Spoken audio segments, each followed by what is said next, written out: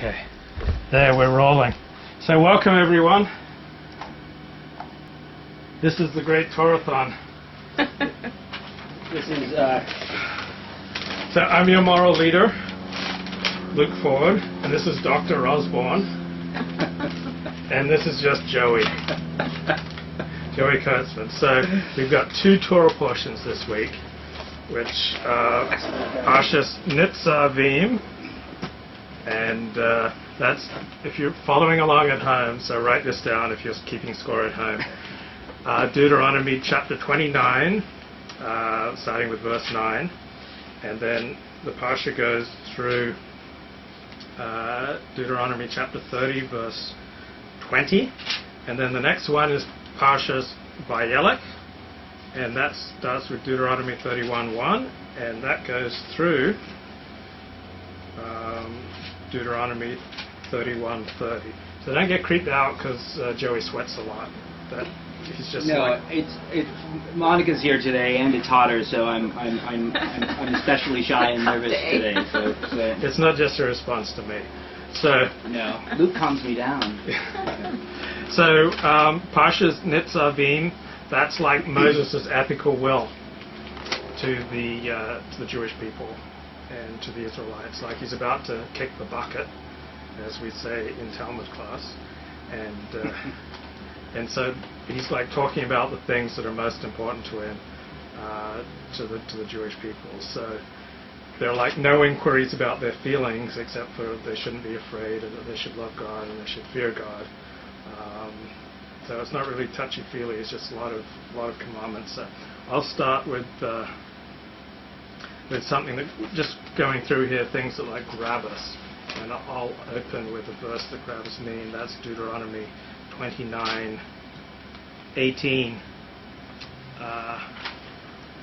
And it will be that when he hears the words of this imprecation, that means don't go serving idols, he will bless himself in his heart, saying, peace will be with me, though I walk as my heart sees fit. So walking as your heart sees fit, doing your own thing, growing morally, as the Jewish Journal said in an article about Shall Have It a few weeks ago, and learning to think for yourself, something else that the Jewish Journal said about the high school Shall Have It last week. Those don't seem to be really Torah concepts. Like the Torah seems to have a big problem with people saying, walking as their heart sees fit. So do you guys have any thoughts on that? Well, I will say that, interestingly, the same verse really leapt out at me. Because, yes, I mean, the plain reading is not only that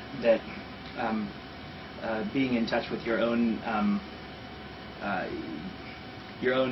journey and having the courage of your own convictions, it's not just opposed to them, it seems antithetical to what's being presented to us here.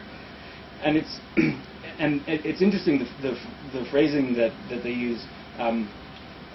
Though I follow the will of my own heart. That's not just saying, don't be a waver or don't be a silly person who just does whatever he wants. That to me is describing really what I think of as the goal of other spiritual traditions. I'm thinking of Buddhism and Sufism, that it's the entire purpose of being active in those faiths is to get in touch with that and live your truth, essentially. So this is Judaism seems to dislike that sort of notion intensely. You have a sort of arbitrary set of rules, some of which you are told are inexplicable to you entirely, but just follow them, and good shit will happen. So right. It's interesting. Right, and not into like just doing your own thing. So what do you think, Monica? Well, there's definitely mine here gives a little translation instead of mine says, for it shall be when he hears the words of this oath and blesses himself in his heart, saying, I will hush not. This translates, or this gives another explanation for this phrase, blesses himself in his heart, saying fancies himself immune.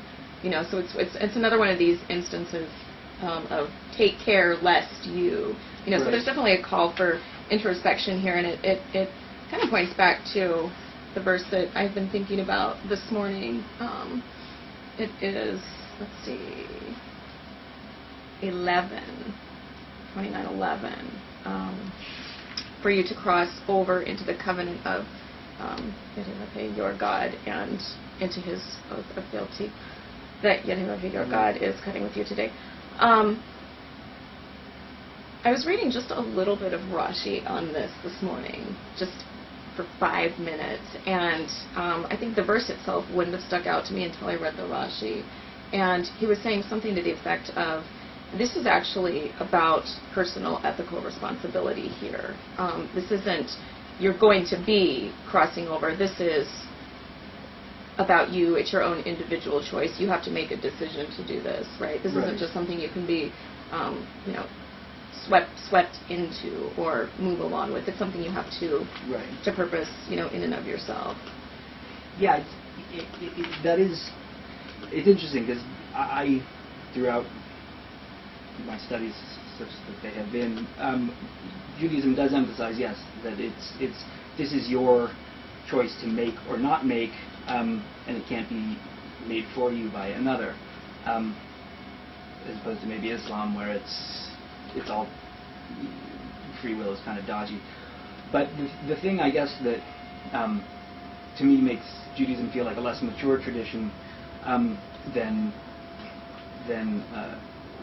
well, again, just as examples, Buddhism and Sufism, is that, yes, they've gotten to the point where, yes, you need to make this, you need to introspect, and you need to get in touch with a certain kind of internal truth, and then hopefully you get the right outcome, and the outcome is very specific. Is the correct,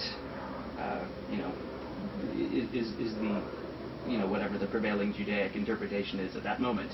That's the right thing, and then if you don't make the right decision, then you're kind of fucked. But so it's free will to be either right or wrong,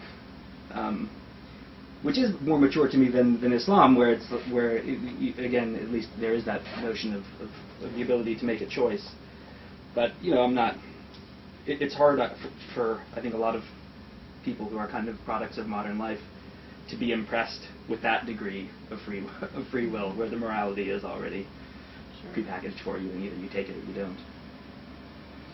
So what strikes you, Monica, when you start this parsha?